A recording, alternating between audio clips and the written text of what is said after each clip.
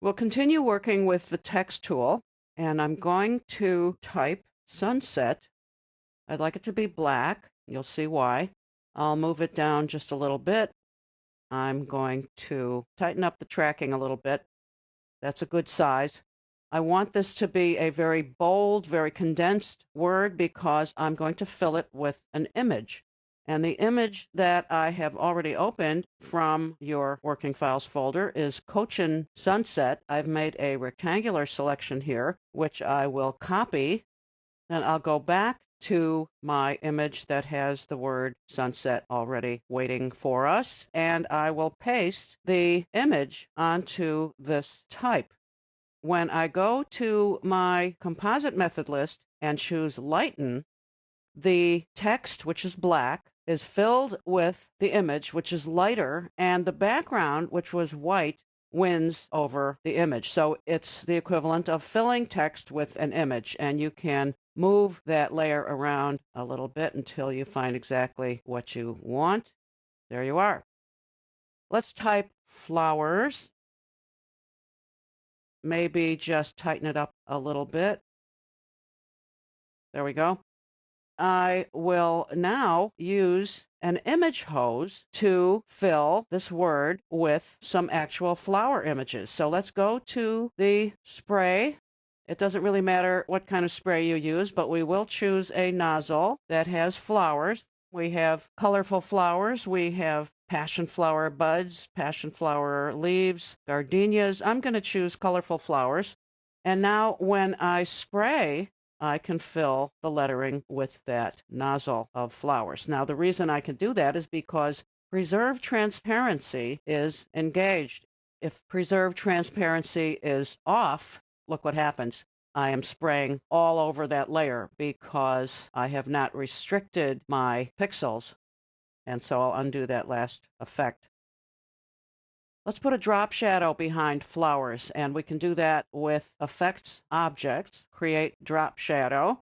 We can accept the default. Flowers and shadow was automatically created as a group, so you can manipulate them independently of each other. I will choose shadow and simply make it more opaque. There we are. I'm going to open a new document now in order to show you a very interesting set of effects that will involve the dynamic plugins. First, let me type capital letter A, but I want it to have serifs. I want it to be in a font called Cooper Black, which is a nice, bold font that has serifs. And you'll see why it's important that it have serifs and be this shapely looking font. Let's make a copy of that layer by using the duplicate layer command. So I just need to move that over. On this item, I'm going to make it an orangey red, and I'm going to use the dynamic plugin called Tear. Can't see it anymore because we have to use some sliders to get back to at least being able to recognize it as the letter A. I can change the color of the ragged edge to something else if I wish.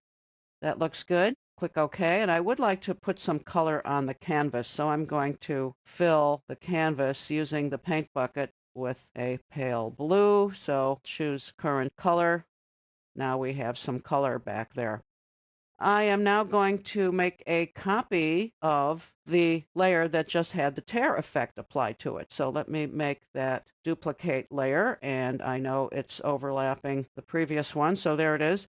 Now on this new layer, I will apply burn.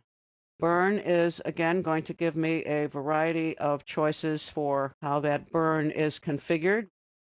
So we can change a number of options here, just as long as we can still read it as the letter A. We're fine. I can change the color of the burn as well, but I think I'll leave it.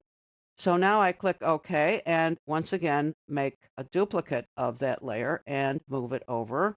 So I can now apply another dynamic effect called Bevel World. And here we have a large number of options for altering the look of the bevel. We can move these things around, change just about every aspect of item. I kind of like what we had before, so I'm going to reset it. But now I still have some choices for lighting. This is good, so I'm going to click OK. So look at all of the changes that we have made to a simple letter A in Cooper Black. These kinds of effects are called dynamic because when you double click on any of them, you can still go back and make changes. So as long as you have saved your image in RIF format, these effects are still live or dynamic. This is our tour of some special effects in Painter's text tool.